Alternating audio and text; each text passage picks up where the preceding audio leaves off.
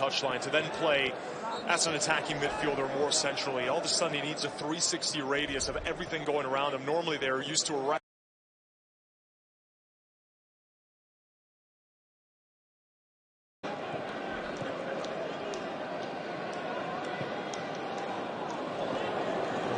giving chase, slid away. That's another impressive effort from Rojo.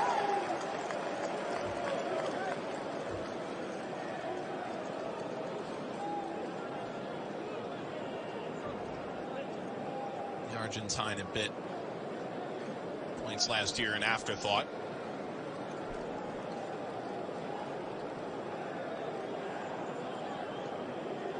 Suddenly a glut of central defenders for Manchester United. There may have been before Maguire, but there certainly is now. There's a corner here for Milan. Biglia. They're snapped off target. Yeah, this is what Piontek does so well, his leaping ability. It's a good cross into him, but he really needs to generate so much power from this position. It's not like the ball's getting to him really quickly. Just leaning back just a tad. He's yet to get going in the ICC. Krzysztof Piontek, one of the biggest fairy tale stories. Think of it almost like the Serie A equivalent of Jamie Vardy, coming from a small team, Cracovia Krakow, joining Genoa for around $4 million. Was their top scorer there, despite playing only half a season for them. And then he gets sold to Milan for $35 million and is also their top scorer. Finished with 22 goals in Serie A.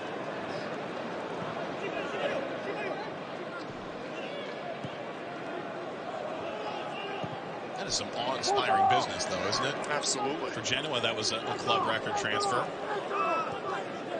Do you think that's sustainable, the kind of numbers he put up last year? Listen, it's difficult. We've seen a lot of strikers be able to have that one fairy tale season where they go over 20 and then never able to replicate that success again. I think now defenses in Serie A know what to expect. Still think he's going to score over 15, which is a very good season in Serie A. I think that only 3 players since 1957 have been able to score more than 30 goals in a Serie A season. Goals don't come often in bunches, especially not for strikers there. Calabria. Borini. This will be a throw. Although you met with him up in New England, right? Said he really does come off salt of the earth. Well, he's played at almost every position except goalkeeper and center back now, Borini. He's played striker, winger, even fullback. Now he's in the central midfield 3. He thinks he's a striker, though. Doesn't everybody? Doesn't everyone want to be? Holiday turned out of it. To turn it over to Suso. He's got a great goal already. Deflect to De Gea. Yeah, it's 10 minutes now that Milan have been firmly in control after a much better start from United. Just having a tough time now building out from the back, trying to get out of this high pressure from Milan. Lindelof just preaching calm to everyone.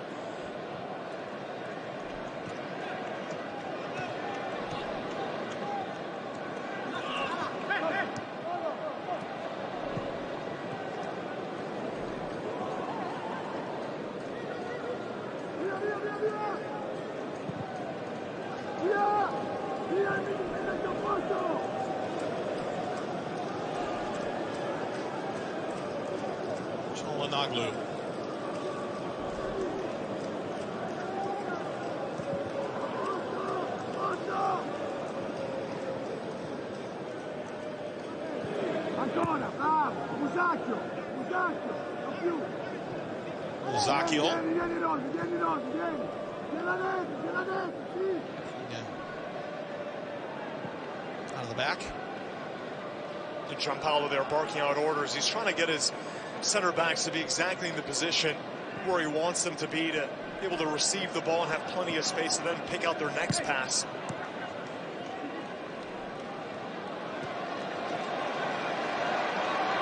And over here to Shaw. Pushing forward Rashford.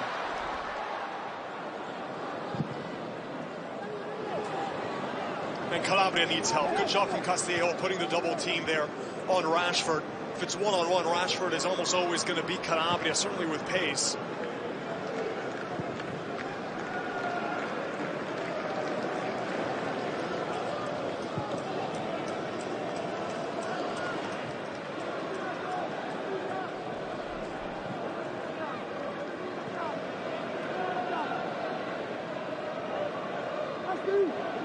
From Cardiff, it's match 16 of 18 in the ICC. Benfica eagerly waiting to see the result here, as they're the only other team that's won all 3 of their games in the ICC.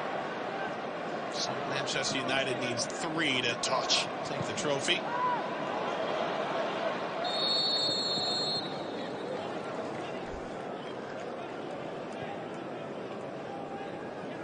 Really impressed with Suso yet again. The first touch there just to get by his marker. Always looking upfield, trying to see where Piontek is, just hanging off the last defender. Martial, the give and go, fell short. So the roof is closed. It's about 70 degrees, but it's quite rainy tonight in the Welsh capital.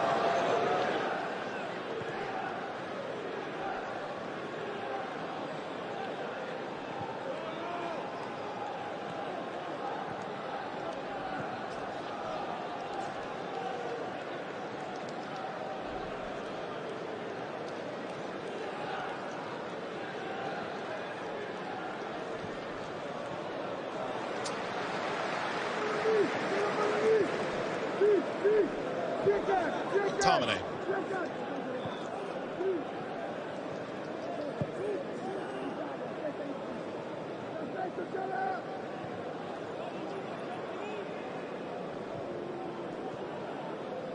Shaw. Martial. It's been interesting to see how Martial and Rashford interchange a bit. Yeah, exactly. It all goes back to not really giving a reference point to the opposition's defense, being able to suck defenders all out of position.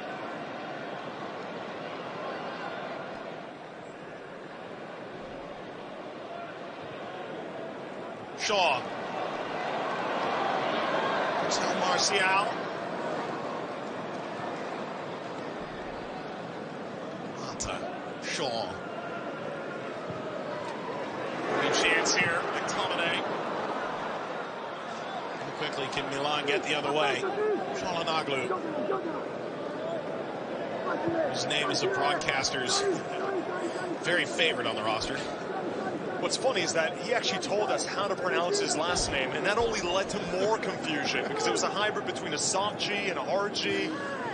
Scholars are still debating the exact pronunciation to this day. The scholars at the ESPN FC desk? Yes.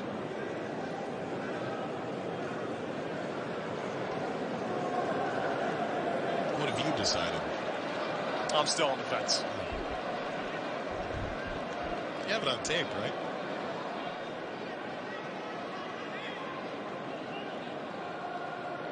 It's like, what color is the dress? Right. What sound does that G make? He's got high expectations for himself this year. The 10 for Milan. Turned over here, Borini. Ping back over his head. Piontek. Tomorrow morning, 10 a.m. Eastern on ESPN Plus, we'll have the 97th annual FA Community Shield match. It's between Premier League and FA Cup champions Manchester City and Liverpool. Download the app or go to espnplus.com so you can watch the game anywhere. And for all your soccer needs, check out ESPN FC on ESPN Plus every day. So we're back to that Liverpool-Manchester City thing again.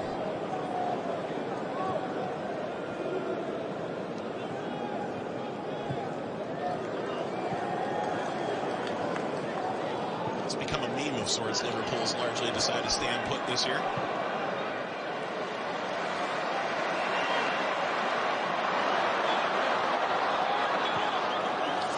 Pushed out of the reach. Pereira. It's a good switch originally from Mata. Pinpoint right to Rashford. And you see again, he's taking up all sorts of positions down the right-hand side, left-hand side. From this position, he's not as keen to cut inside. Obviously, much more comfortable using his right foot and just waiting for that central run to materialize for him.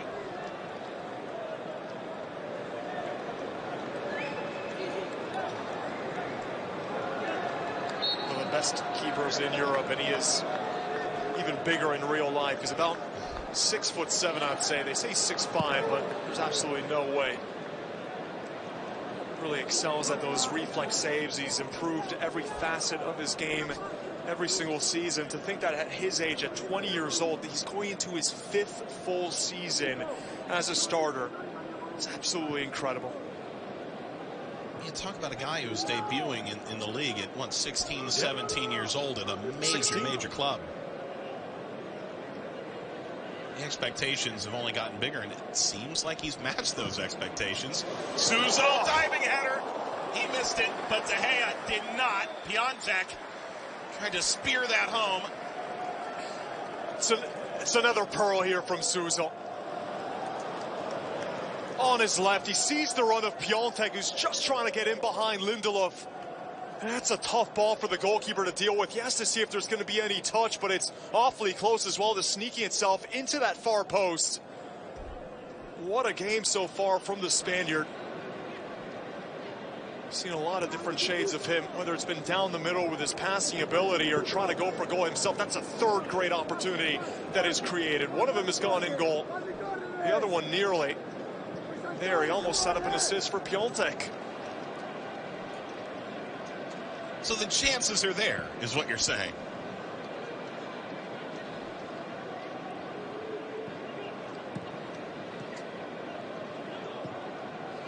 Think about it, this is still the 4th game of their preseason. They're still 3 weeks away from the start of Serie A.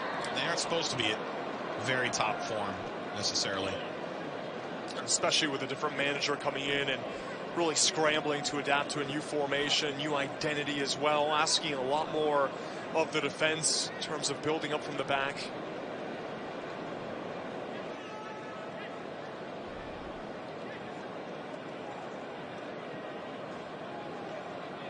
Plenty of fans making their way from Manchester, plenty from Wales who are enjoying the day.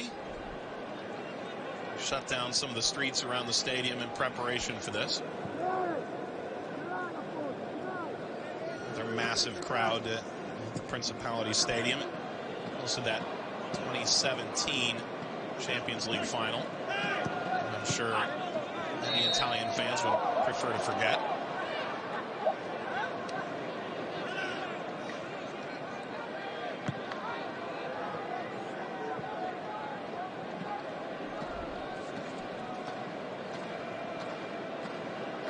I mentioned Luke Shaw earlier, but you think about the major European trophies of a year ago. Shaw said it only felt worse watching 4 English teams qualify as finalists for the Champions League and the Europa League title. But it does look like the Premier League can make a similar point this year. It takes a lot of luck to get that far with all 4 teams, but it's, high expectations again for the English sides. Absolutely, but I think it was more because of the down year for the 2 Spanish giants, and so Juventus bowing out against Ajax, which was the fairy tale of the Champions League. Always expect PSG, Bayern Munich to be there as well. So I don't think we're going to see all Premier League finalists yet again. I mean, that would take, as you mentioned, a whole lot of luck. See, the talent is there, the depth is there. You're really sticking your neck out on that one. Suso.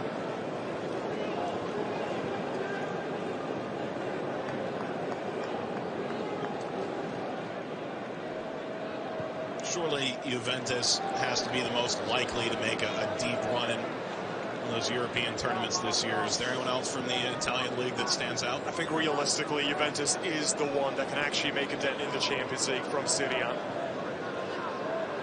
And still, both Juventus and United have been tied because of this recent swap deal, which would make both sides look drastically different. Juventus would be getting a starting striker in Romelu Lukaku. United would be getting a creative, brilliant player in Paulo Dybala, who would most likely play that number 10 role. Give and go, finds Borini trotting out on the right-hand side.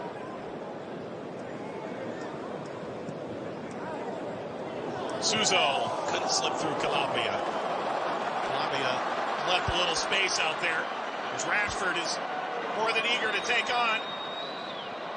Rashford can get a strike away. It's a desperate sliding challenge for Milan.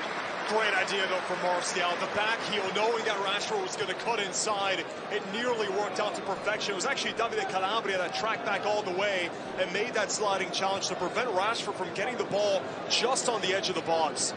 But good ideas in combination between the two United strikers, Martial and Rashford.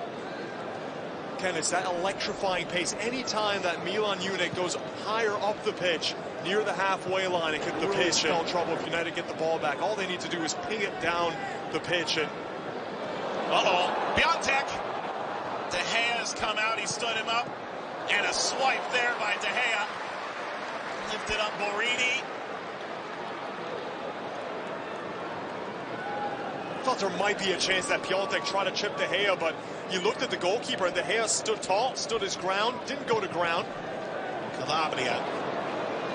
Lindelof into that challenge. Piontek gesturing back to the official.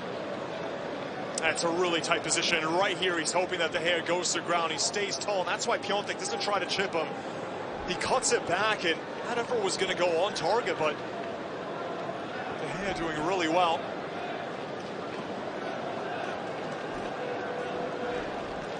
Did struggle at times last season with some pretty costly mistakes, De Gea. More mental errors than anything else.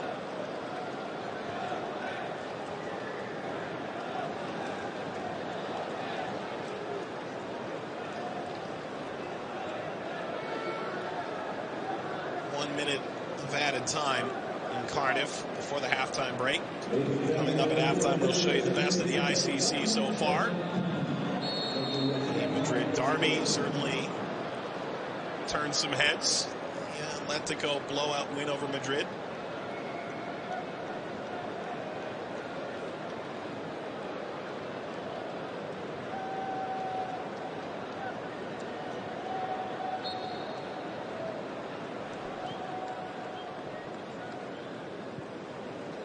Also have the highlights of this first half as well. A couple of goals. 26th. Impressive finish by Suso. Rashford in the 14th. And Milan looking to add one more tally before the break. Suso. Along by Piontek.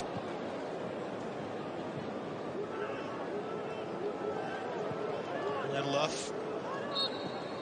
And the halftime break. 1-1. Feel about right? Good start from United, I'd say. Milan growing into the game, though, especially with all the chances from Suso. It's been entertaining. Certainly has been. As Rashford